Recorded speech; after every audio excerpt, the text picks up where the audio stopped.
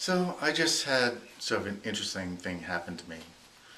I was on Facebook, and there's a friend of mine. He's libertarian, um, and he likes to post articles. He's got this predilection towards confirmation bias. He likes to find articles that tend to support the libertarian viewpoint. That regulations, any regulation is bad, that the government can do no good when it comes to intervening in the economy, that the free market will solve all evils, and that, the Chicago School of Economics, that people are grand chess masters when it comes to thinking rationally about money.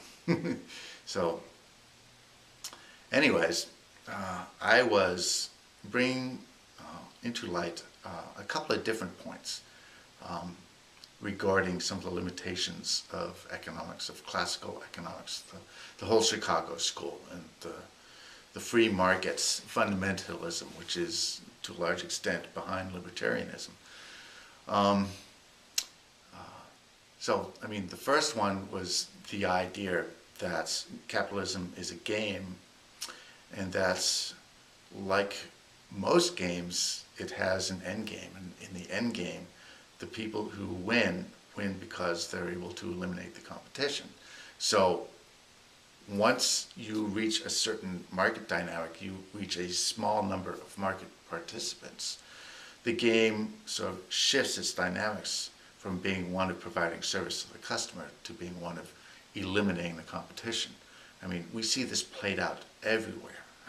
There's very little doubt in my mind that this is the case, right? That markets left to their own devices, once a market has matured to the point where there are fewer and fewer participants, then those participants will start trying to eliminate the competition. Okay, we see this a lot, especially in politics. We've only got two parties, and they engage in negative campaigning. Right? It's eliminating the competition. They're not campaigning so much on what they can do for you as a constituent. They're campaigning on how bad the other person is. Right? So it's eliminating the competition. It's anti-competitive, all right, through and through. The second point was the idea that people are not completely rational, especially when it comes to economic decisions, that they're very irrational. And as part of my point about people not being rational, not following this rational model of human behavior that underpins the entire Chicago School of free market ideology, I quoted Keynes, and the quote was, "The market can stay irrational longer than you can stay solvent." Right?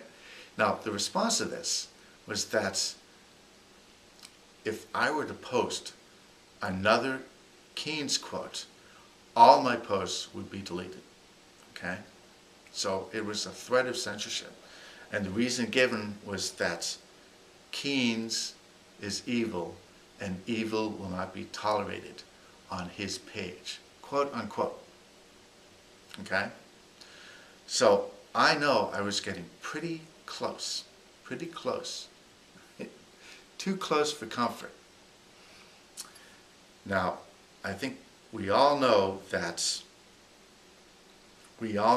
social organizations exist to a large extent to support belief systems. That a belief system usually has a very large influence on a social organization, and some social organizations are created merely to support certain belief systems.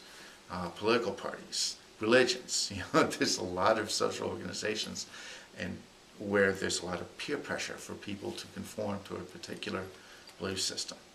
Now, I think that once you get to the point where people are unwilling to argue further with you and simply try to find a way to keep from listening to you, or to keep your opinions from being heard or your evidence from being seen, I think that is the point where you have to accept that you've won the argument. Okay? And if it gets to the point where I feel as though I need to delete anyone or censor anyone for anything they say, To me, that is an admission of defeat for the principles of truth, okay?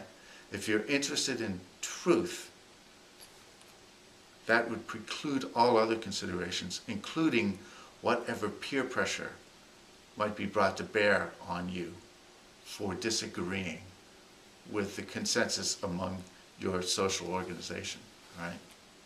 So, anyways, I guess it's small consolation. We'll see whether or not he actually deletes anything. I didn't quote Keyes again, although I was very tempted to, just to rub it in his face just to see if he would do it, because he's hurting his own argument.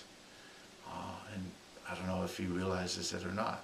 You know, maybe they're all, self-congratulatory and say, well, you showed that guy a thing or two by threatening to censor. Now he knows who's boss, right? But